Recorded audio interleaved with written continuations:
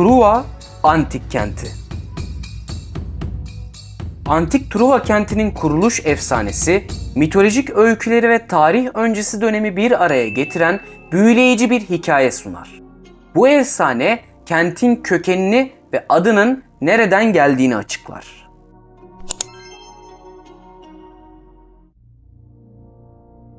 Antik Truva kentinin kuruluşu, Zeus'un oğlu ve deniz tanrısı Poseidon'un yardımıyla gerçekleşti.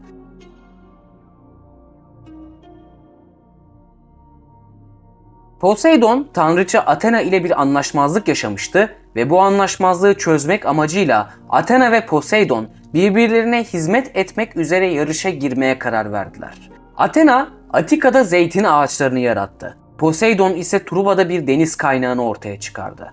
Ancak tanrılar bu yarışı kazanamayacaklarını kabul ettiler ve sonunda karar Athena'nın lehine sonuçlandı. Poseidon, Truva'nın gelecekte büyük bir şehir olacağını öngörerek kentin duvarlarını inşa etti. Bu duvarlar Truva kentinin koruyucu kalkanları haline geldi. Truva'nın ilk kralı olan Laomedon bu duvarları gördü ve kentin adını Truva olarak değiştirdi. Tanrıların bu şehre bahşettiği büyük bir kutsallık olduğuna inanarak.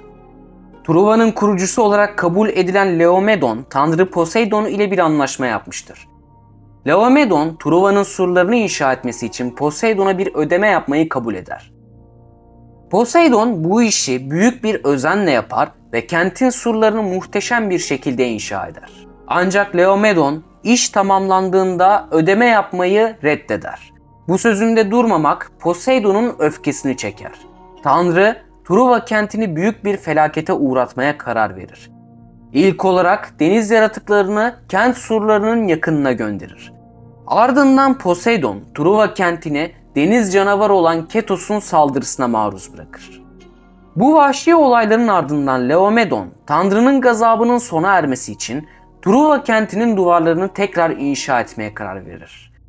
Poseidon'un yardımıyla bu defa daha büyük ve sağlam surlar yapar. Poseidon, Truva kentini korumaya devam eder.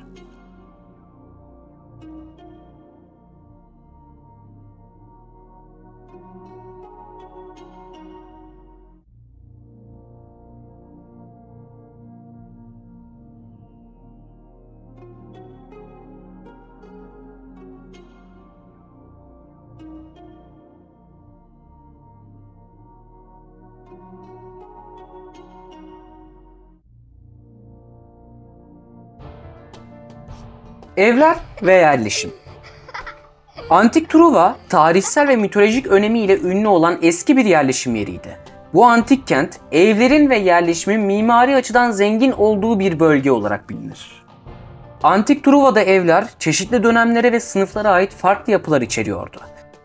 Kentin en ünlü kısmı Hisarlık Tepesi olarak bilinen höyüktür. Bu höyükteki kalıntılar antik yerleşimin tarihini aydınlatmış ve Truva'nın çeşitli dönemlerindeki evlerin yapısını ve ev yaşamını incelememize yardımcı olmuştur. Truva evleri genellikle taş temel üzerine ahşap çatılarla inşa edilirdi.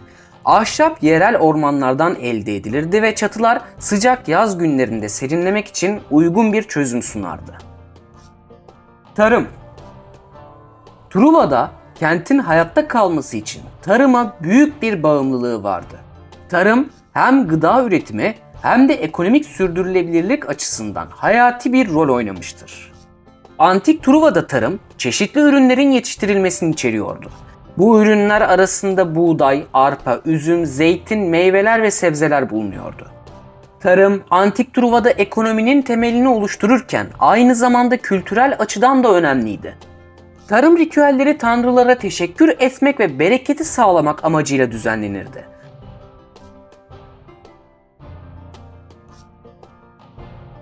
El sanatları ve zanaat. Kentte o dönemin el sanatları ve zanaatleri oldukça gelişmişti. Antik Truva'da el sanatları ve zanaat hem günlük yaşamın bir parçasıydı hem de kültürel ifade aracı olarak kullanılıyordu. Antik Truva'da seramik üretimi büyük bir öneme sahipti. Çömlekçiler farklı boyutlarda ve formlarda kaplar, vazolar ve diğer seramik ürünler üretirlerdi. Bu seramik eşyalar hem günlük kullanım hem de dini ritüeller için kullanılırdı. Truva'da üretilen seramikler dönemin sanatsal ve estetik anlayışını yansıtır.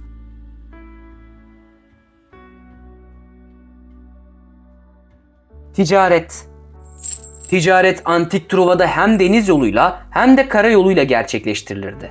Kentin stratejik konumu Ege Denizi kıyısında ve Asya ile Avrupa arasında bir geçiş noktasında yer alıyordu. Bu nedenle hem deniz ticareti hem de kara ticareti için önemli bir merkez olduğunu söyleyebiliriz. Antik Truva deniz ticareti açısından büyük bir avantaja sahipti. Truva, Ege Denizi'nin kıyısında yer aldığı için gemilerle diğer Yunan kentleri ve komşu bölgelerle mal değişimi yapma imkanı vardı. Özellikle zeytinyağı, üzüm şarabı ve seramik gibi ürünler deniz yoluyla ticaretin önemli bir parçasını oluşturuyordu. Truva bu malları diğer bölgelere ihraç ederken dönemin dış dünyasından da farklı malların getirilmesine imkan tanıyordu. Din ve ritüeller.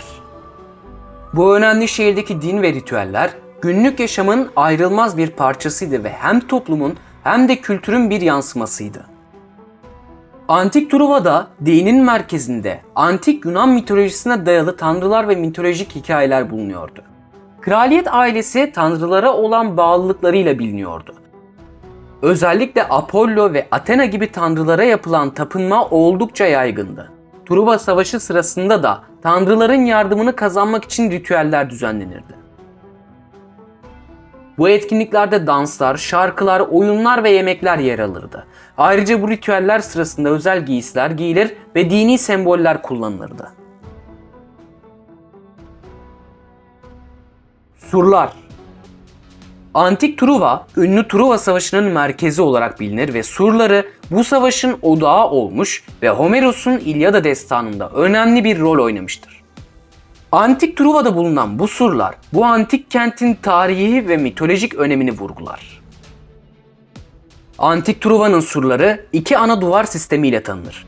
İçteki duvar şehir merkezini korumak için inşa edilmişti ve dışarıdan gelebilecek saldırılara karşı birinci savunma hattı olarak görev yapardı. Dış duvar ise iç duvarın daha dışında bulunuyordu ve şehri çevreleyen daha büyük bir savunma hattını oluşturuyordu. Bu surların inşa edilmesi büyük bir mühendislik başarısıydı ve Truva kentini dış tehditlere karşı korumak amacıyla tasarlanmıştı. Truva Savaşı. Antik dünya mitolojisinin en ünlü ve etkileyici hikayelerinden biri Truva Savaşı efsanesidir. Homeros'un İlyada ve Odisey adlı destanlarında anlatılan bu savaş, insanlık tarihindeki en büyük kahramanlık, ihanet ve tanrıların müdahalesiyle dolu bir hikayedir. Truva Savaşı efsanesi birçok kuşağın ilgisini çeken ve derinden etkileyen bir öyküdür. Truva Savaşı'nın temeli Yunan mitolojisinin tanrıları ve kahramanları etrafında döner. Efsaneye göre tanrıça Tetis ve kral Peleus'un oğlu olan Aşil, Truva Savaşı'nın ana kahramanlarından biridir. Aşil, savaşın en güçlü savaşçısı olarak kabul edilir ve ölümsüz tanrılarla bile başa çıkabilen olağanüstü yeteneklere sahiptir. Savaşın nedeni Truva Prensi Paris'in Yunan kraliçesi Helena'yı kaçırarak başlayan bir dizi olaya dayanır. Paris, Helen'i kaçırarak tanrıça Afrodit'in verdiği ödülü kazanır ve bu nedenle Truva Savaşı'nın patlak vermesine yol açar. Aşil, Agamemnon'un ordusunda savaşır ve bu iki güçlü kahramanın çatışması savaşın önemli bir bölümünü oluşturur. Truva Savaşı, Truva'nın surlarının önünde uzun bir kuşatma ve çatışma sürecini içerir. Savaş sırasında tanrılar insanlar arasında müdahalede bulunurlar ve kaderi etkilerler. Ayrıca efsanevi bir ahşap atın Truva'ya sokulması ve ardından Truva surlarının içindeki savaşların ortaya çıkması Truva'nın yıkımında önemli bir rol oynar. Efsaneye göre Yunanlar büyük bir ahşap at inşa ettiler. Bu at gerçekten büyük ve etkileyiciydi.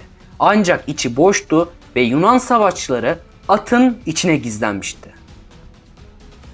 Yunanlar Truva surları önünde devasa ahşap atı bıraktılar ve ardından sahilden ayrıldılar. Truvalılar bu gizemli armağanı şaşkınlıkla karşıladılar ve kentlerine taşıdılar.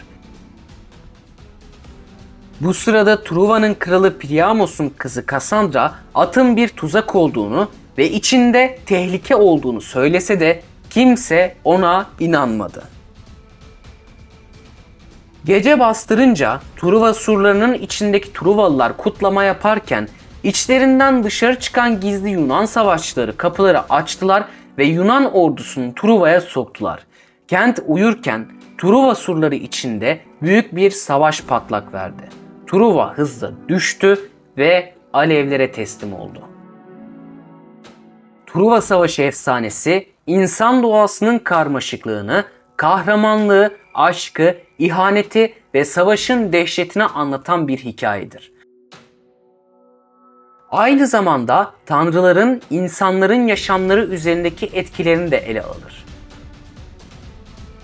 Efsane, insanlığın temel sorularını sorgular. Onur, sadakat, aşk ve kader gibi kavramlarla nasıl başa çıkılacağına dair düşündürür.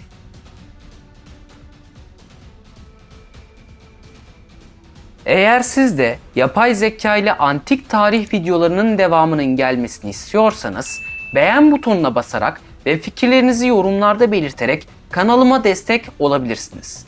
Daha fazla tarih, gezi, kültür videosu için kanalıma abone olmayı ve arkadaşlarınızla paylaşmayı unutmayın.